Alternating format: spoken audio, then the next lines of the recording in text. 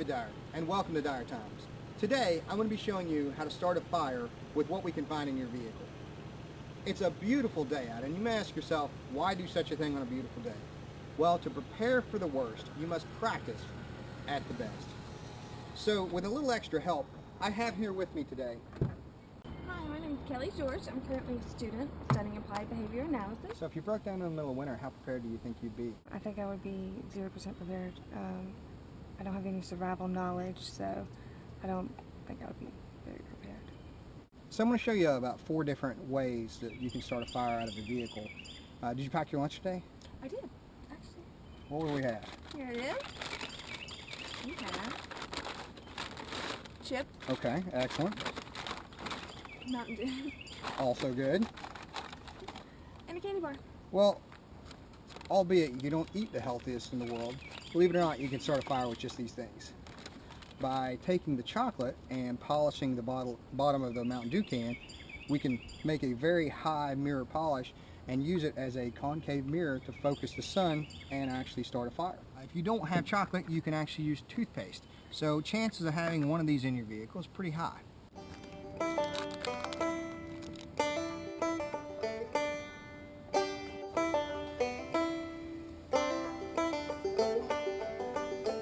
So polishing the can took us about 20-30 minutes to get it to a high mirror polish. So what we're doing now is we're going to find a sunny spot. It looks like we have. So let's see if we can get an ember going. What she's going to do is actually move the can until the shadow is directly underneath it, until it's the absolute smallest. Right there. So now that the shadow is directly underneath the can, we find that we're pointed directly at the sun. Do you have any pocket lint? Anything like that on you? I do. Excellent. Oddly enough, the darker the material, the easier it is to start. So you might have napkins and things like that readily available in your car, but ideally, black socks, anything like that with a any kind of black lint is what you need.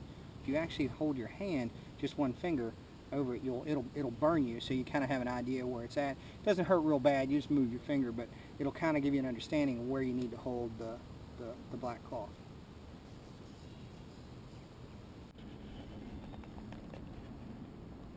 Once we have our spark lit here, you'd roll this over into a tinder pile or a bundle of sticks, something like that, to actually get your fire going. But as it is, this video is just intended to show you how to get that spark. And the best part about the pop can mirror is you get to drink your project. Next method we're going to use involves 2 things, a number 2 pencil and a set of jumper cables. This is a really simple method, and if you're on the side of the road, you may be stranded, but chances are your battery is going to work well enough to do this. So here's what we're going to do. We're going to hook our cables to our battery. You want to make sure you hook the negative to the negative and the positive to the positive. Now on the opposite end of our jumper cables, we want to make sure these don't touch until we're ready. So we're going to just crimp one around the outside, and that way they don't touch until we're ready for them. Next, what we're going to need is a number 2 pencil. What we're going to do is we're going to break this into sections about 2 inches long. Just like that. Now once we have it broken into a section about this long, we're going to grind it down on the roadway because we're using what we have available to us, so we have a place for the jumper cables to clamp to. We have our jumper cables, and they do have power on them, and just to illustrate this, if we touch them, they're going to spark, just like that.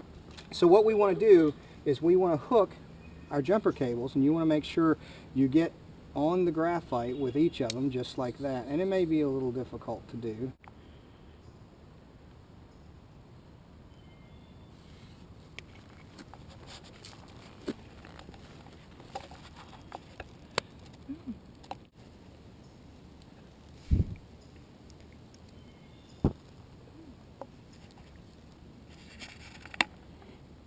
Okay, the last method I'm going to show you is probably one of the more complicated methods, but by far the oldest. It's one of the things that you can do out in the middle of the woods, or can be adapted for stuff you find in the back of your car. So let's go see if we can find a coat hanger, a shoelace, and that pop can that we were using to start that other fire with.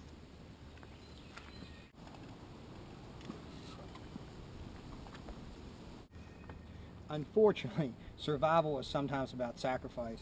And for the next one, I get to sacrifice my shoelaces.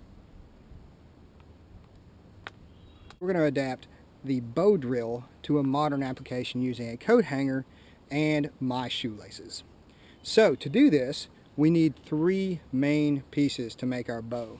That would be the coat hanger itself and the shoelace, and we'll make the spindle with the small wooden dowel right between, and then our fireboard will be Steinbeck's The Grapes of Wrath. You know, you're a college student, so chances are you have a book, and it's such a shame to destroy good literature, but we do what we have to do in survival situations. To make the bow drill, we're going to separate the rod from the coat hanger. We're going to break the rod in half, scrape this on the ground, tie the shoelace around the notches. Okay, so we have our essential pieces together, the bow and the spindle. Ideally, we would have a piece of wood at this point, but like I said, we're going to use this book. Now, to prepare the haft, which is what you're actually going to create your fire with, you're going to need to create a notch, much like this one.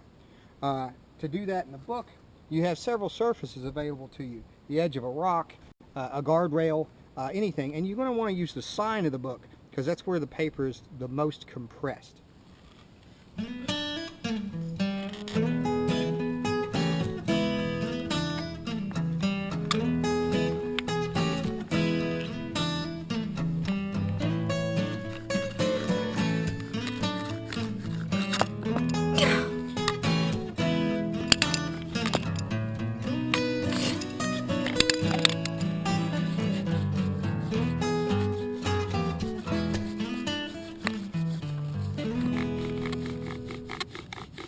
So once we get the bow drill spinning pretty well, you want to apply constant downward pressure and then do what most people call go for broke, which is going as fast as you can until you see smoke.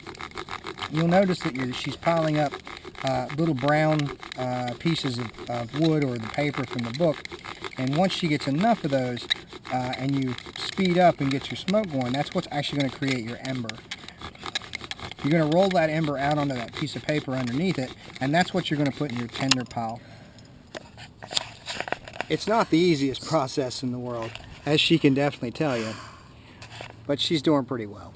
To show you how truly effective means of fire making this is, we're going to use the board. As you saw, the book will work, but it offers a pretty solid challenge. Makes it a little easier, but you can see she's got it nearly started here. With constant downward pressure, you can start to see some smoke fairly quickly.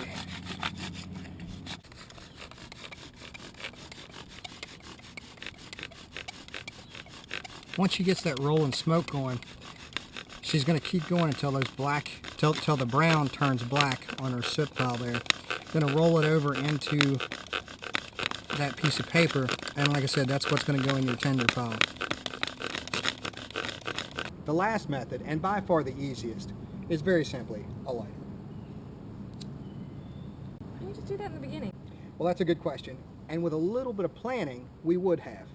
By throwing one of these in your glove box can save you a lot of hassle. The idea of survival has changed greatly over the years. Adapting it from what you would do in the forest to what you would do out of the back of your car, finding practical uses for old tools. Much like the bow drill, we were able to transcend that with a coat hanger and a shoestring. The idea is to have the knowledge.